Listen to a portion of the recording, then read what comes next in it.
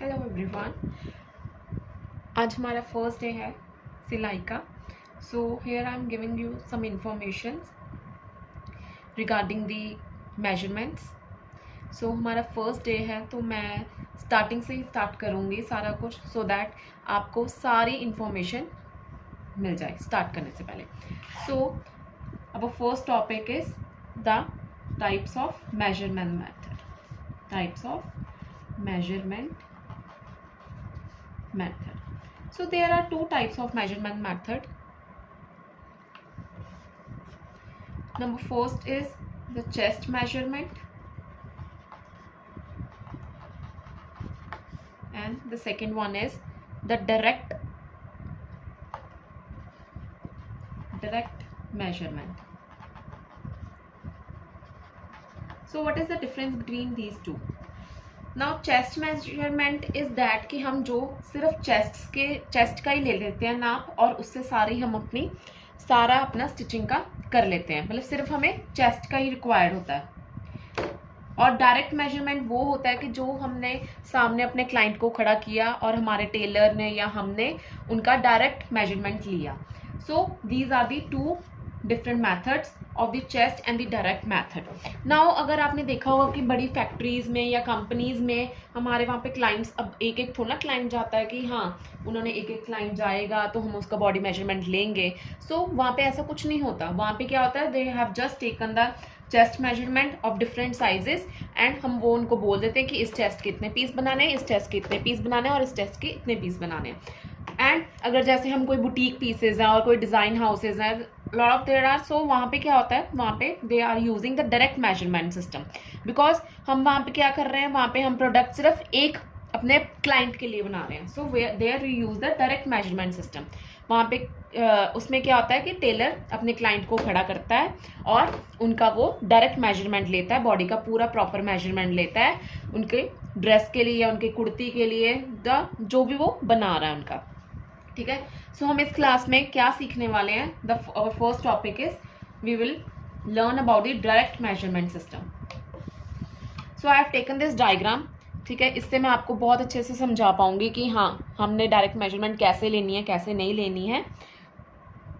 So direct measurement system में आपको अपना चार्ट बनाना होता है। जैसे हमारे पास कोई क्लाइंट आया तो हमने उसका मेजरमेंट लेना है, तो कैसे लेंगे हम। ठीक है। So we will start from shoulder. ठीक है, हम सबसे पहले किसका पॉइंट लेंगे, शोल्डर का पॉइंट लेंगे।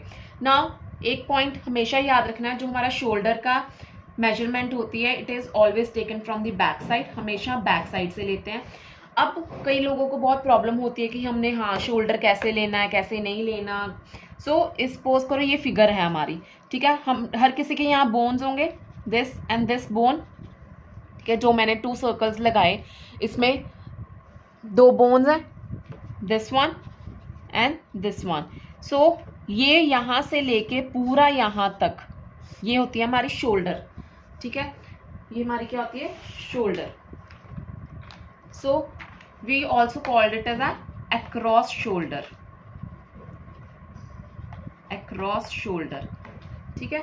सो हमने क्या करना है, हर क्लाइंट के बोन से, क्योंकि हर एक क्लाइंट का डिफरेंट अक्रॉस शोल्डर होता है। ठीक है। सो हमने क्या करना है, बोन टू बोन से लेना है, बोन टू बोन का नाप ही लेना है, और वो भी बैक साइड से लेना है। Never take it from the front side, because कभी भी इसका जो मेजरमेंट है वो फ्रंट साइड से नहीं लिया जाता, बैक से लिया जाता है। ठीक है। सपोज आई हैव टेकन, मैंने क्या लिया है, मैंने अपने क्लाइंट का बैक साइड अक्रॉस शोल्डर ले लिया। तो सपोज करो ये मेरा आया 14 inches. Okay, then the next measurement is the chest measurement. Now the chest measurement क्या होता है, जो हमारे यहाँ से पूरे चेस्ट के पॉइंट से स्टार्ट होता हो। ठीक है, ये हमारी होगी चेस्ट मेजरमेंट। ठीक है, चेस्ट मेजरमेंट। अब चेस्ट मेजरमेंट करने के वक्त आपको क्या ध्यान रखना है कि जो आपका इंची टेप है ना, वो बिल्कुल भी नीचे ना खिसके। ठीक है, कई बार क्या होता है कि कई लोगों का चेस्ट मेजरमेंट लेते लेते वो पूरा पॉइंट नीचे खिसक जाता है, इंची टेप नीचे खिसक जाता है, बट ऐसा कुछ नहीं होना चाहिए। यू हैव टू, मतलब कि पूरा प्रॉपर यहाँ से राउंड लेना है हमने। ठीक है। सो हमारा क्या होता है, राउंड चेस्ट लेना है, पूरा प्रॉपर लेना है, ताकि आपका प्रॉपर मेजरमेंट आए। बिकॉज अगर आप प्रॉपर मेजरमेंट लोगे ना तो आपके कोई भी आउटफिट में कोई भी प्रॉब्लम कभी आ ही नहीं सकती। बिकॉज प्रॉब्लम्स क्यों आती हैं? बिकॉज हमने कुछ ना कुछ गलती ज़रूर की होती है। सो हमारा चेस्ट लेते वक्त आपका कभी भी इंची टेप नीचे नहीं जाना चाहिए। एंड अभी मैं आपको अपर चेस्ट एंड लोअर चेस्ट का नहीं बताऊंगी बिकॉज अभी आपके लिए शुरुआत है, इट्स अ बिगिनर क्लास। सो आपसे मैं अभी अपर चेस्ट के बारे में ही आपको अभी बताऊंगी। आगे आगे जैसे जैसे क्लास बढ़ी जाएगी हमारी तो I will explain you how to take the upper chest and the how to take the lower chest, what is the difference between the upper and the lower chest. ठीक है, next the third point is our waist point. Suppose I have taken the chest is 40 inches. Okay. Now what is the waist point? Waist point अब निकालने के लिए मैं आपको एक बहुत अच्छा ट्रिक बताऊंगी। जैसे अब हमारी बाजू होती है, ठीक है, बाजू की हमारी कूनी, यू नो दैट, ठीक है, कूनी है। अब आपके पास कोई भी क्लाइंट आएगा, ठीक है, तो आप उसको क्या बोलोगे कि आप सीधे अपनी स्ट्रेट खड़े हो जाओ, अपनी बाजू को भी बिल्कुल सीधा करो, जहां उस क्लाइंट की कूनी आएगी उस क्लाइंट वहां से आपका वेस्ट मेजरमेंट हो जाएगा। ठीक है, so here is my waste measurement, क्योंकि यहाँ पे मेरी क्लाइंट की कूनी आ रही है। ठीक है, so you have to take the all round waist, round waist. ठीक है, बिकॉज जब भी हम स्पेसिफिकेशन शीट बनाते हैं तो we will mention the round waist, we will mention the round chest, not the chest and the waist, we have to mention the round chest, this is a round chest measurement, this is the round waist measurement. ठीक है, अब जहां भी आप उसकी कूनी आएगी ना client की, वहां आपका वेस्ट मेजरमेंट आएगा। This is a best trick जहां से कभी भी आपकी गलती नहीं हो सकती वेस्ट, जब आप वेस्ट मेजरमेंट कर रहे हो। ठीक है, suppose I have taken the waist measurement 38 inches. Now the next is hip, how to calculate the hip. Now अब हिप के लिए भी मैं एक ट्रिक बताऊंगी। जैसे जहां पे आपकी कलाई होती है, जहां पे यू आर दीज, ये हम थ्रेड्स बांधते हैं ना अपने, ठीक है, तो वहां से आपकी हिप आ जाएगी। बट कई बार क्या होता है कि ये आती है हिप। ठीक है,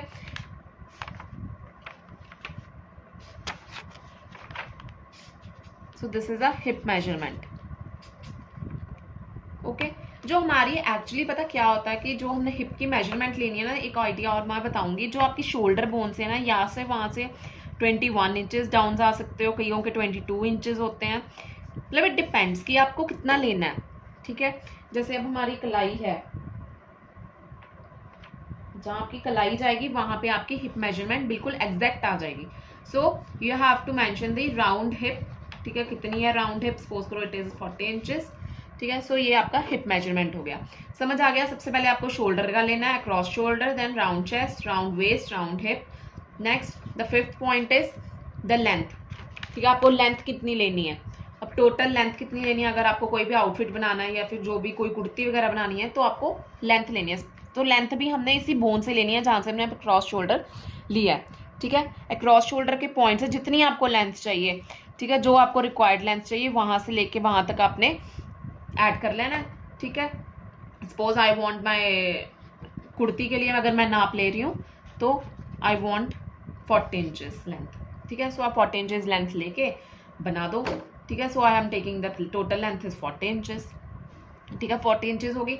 ये हमारा हो गया जो फ्रंट का हो गया। फ्रंट, उसके बाद आप बैक नेक ले सकते हो। बैक नेक का कितना चाहिए, फ्रंट नेक कितना चाहिए, डिपेंड अपॉन डिजाइन, आप कौन सा डिजाइन क्रिएट कर रहे हो उस नेक के लिए। सो अगर मैं अभी आपको शुरुआत से समझा रही हूँ तो हम सिंपल डिजाइन लेंगे। Suppose we are taking the round neck. So round neck, यहाँ पे आपका शोल्डर है ना, तो यहाँ से आपने यहाँ तक लेना है इस पॉइंट के। ठीक है, इसको और ऑलवेज हमने मेजरमेंट ऐसे नहीं रखनी, मेजरमेंट टेप हमने ऐसे रखनी है, टेढ़ी रखनी है। ठीक है, ऐसे रख के वी विल मेजर कि हमें फ्रंट नेक कितना चाहिए, कितना हमें बैक नेक चाहिए। ठीक है, सो यहाँ तक तो हमारा हो गया फ्रंट और बैक नेक का। ठीक है, next point is sleeve length. फिर उसके बाद हमने स्लीव पे आ जाना है। हमें अगर आपको स्लीव चाहिए तो ठीक है, नहीं चाहिए तो अगर आपको चाहिए तो उसके लिए तो आपको मेजरमेंट करनी पड़ेगी। सो हमने स्लीव मेजरमेंट भी कहाँ से करनी है? इसी बोन से करनी है। और जितनी आपके क्लाइंट को लेंथ चाहिए उतनी आप क्लाइंट की लेंथ ले लो। सपोज करो आई वॉन्ट मुझे स्लीव लेंथ चाहिए 10 इंचेस। ठीक है, तो मैंने 10 इंचेस स्लीव लेंथ ले ली। ठीक है, उसके बाद आपका नेक्स्ट पॉइंट होगा आर्म होल। आर्म होल अब कैसे कैलकुलेट करना, हमेशा सारी गलती ही आर्म होल पे होती है, क्योंकि आर्म होल अगर आपका करेक्ट नहीं होगा तो आपकी बाजू में झोल आने शुरू हो जाएंगे, वरना आपकी बाजू की जब हम स्टिच कर रहे होते हैं तो जब हमने उसको अटैच करना है तो उसमें भी प्रॉब्लम आएगी। सो हमेशा बाजू का, सपोज करो ये डिज़ाइन होता है, दिस इज द डिज़ाइन, सो हमने इसका पूरा ऑलराउंड लेना है, ठीक है, पूरा ऑलराउंड आर्म होल लेना है, ठीक है। ऑलवेज हम जब भी स्लीव बनाते हैं, मैं आपको आगे स्लीव का बताऊंगी मेजरमेंट। सपोज करो दिस, हमने ये फैब्रिक लिया, ठीक है, तो इस फैब्रिक को हमेशा हमने 3 इंचेस डाउन जाना है, ठीक है। 3 इंचेस डाउन पे हमने आर्म होल का पॉइंट लेना है, 3 इंचेस डाउन जाके हमने हमेशा आर्म होल का पॉइंट लेना है, ठीक है। जितना हम वैसे क्या करते हैं लोग कि जो हमने आर्म होल का पॉइंट लेते हैं, जैसे सपोज करो ये हमारा अक्रॉस शोल्डर था, ठीक है, क्रॉस शोल्डर मैंने कितना लिया 14 का मैंने हाफ किया 7 inches, 7.5। Why I am adding 0.5 because हमारा मार्जिन में भी जाएगा।